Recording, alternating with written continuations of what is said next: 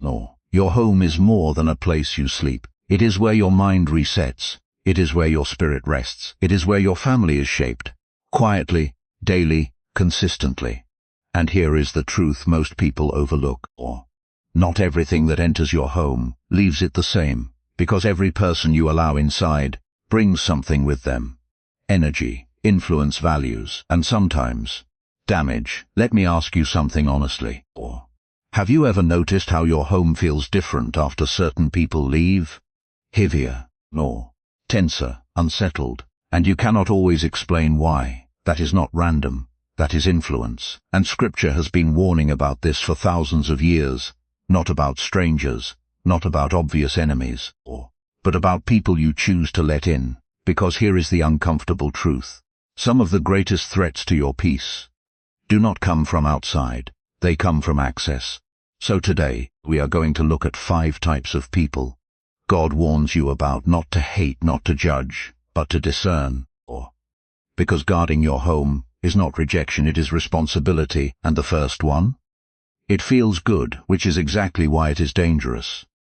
The first person you should never invite into your home is the flatterer. This is the one who always agrees with you, always praises you, always tells you exactly what you want to hear. And let me ask you something. Does that feel good? Of course it does. That is why it works, though. But Scripture says something sharp. Whoever flatters his neighbor spreads a net for his feet, a trap, not support, because real love tells the truth, even when it is uncomfortable. But flattery?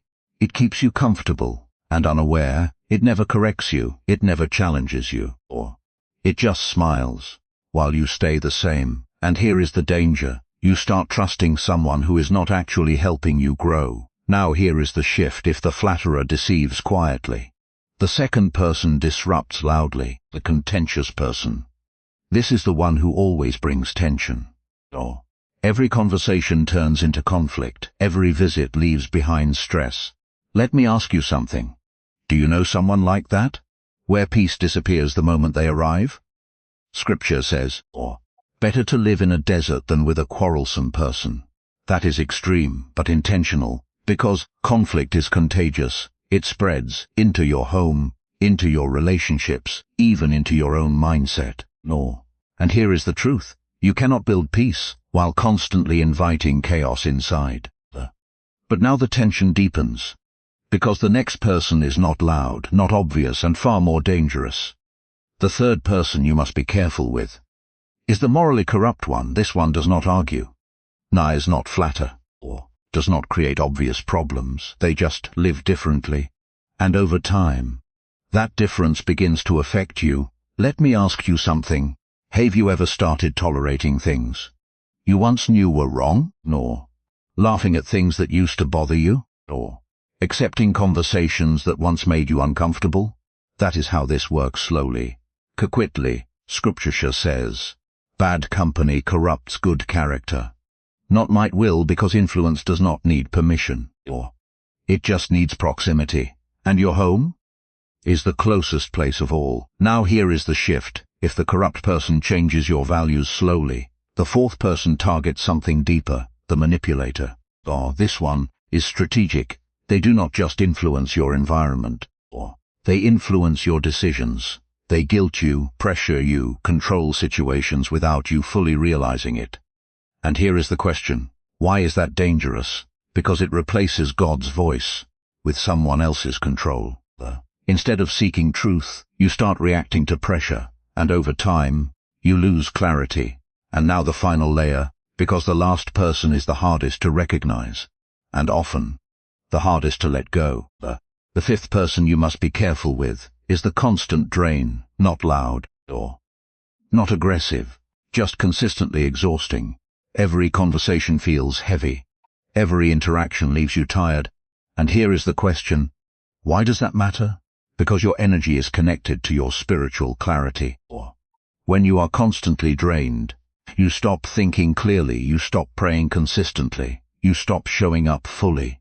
And here is the deeper truth. Not everyone who needs help should have full access, because you cannot pour into everyone while neglecting what God has entrusted to you. your home, your family, your peace. Scripture says, above all else guard your heart and your home. Is your heart made visible? So now ask yourself this: who has access to your space? Not just physically, emotionally, or spiritually, because every person you allow in shapes what grows inside. And here is the final realization: this is not about rejecting people. It is about protecting what God gave you. Because access is influence. Influence shapes everything. Conclusion. So here it is. 5 types of people, 5 warnings, 1 responsibility. Guard your home, not out of fear, but out of wisdom, because your home is not just where you live, it is where life is built. Character is formed. Peace is either protected or lost. Let me ask you one final question. Who have you been allowing into your space that God has been warning you about? The one who flatters? The one who brings conflict? Or the one who slowly shifts your values? The one who manipulates? Or the one who constantly drains you? Because recognizing it is only the first step. Acting on it is what changes everything. And here is the truth. Setting boundaries is not rejection. It is stewardship.